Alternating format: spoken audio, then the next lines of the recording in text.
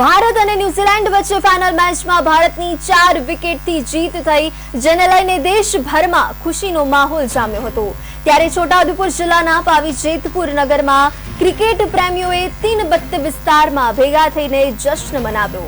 જિલ્લા ભાજપ પ્રમુખ ઉમેશ રાઠવા પણ હાજર રહ્યા હતા।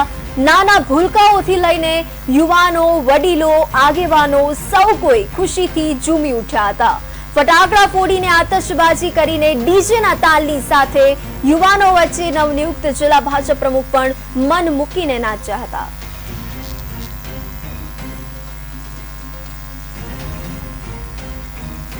ભારતની ટીમે ઉત્કૃષ્ટ પ્રદર્શન કરી અને જીત અપાવી છે એ બદલ બધા જ તમામ ખેલાડીઓનો હું ખૂબ ખૂબ આભાર માનું છું અને આ જે ક્રિકેટ પ્રેમી જનતા છે એને આનંદ અને ઉત્સાહ આજે વ્યક્ત કરવા માટે પાવી જેતપુરની જનતા અહીંયા તીનબત્તીના ચોકની અંદર ભેગા થયા છે।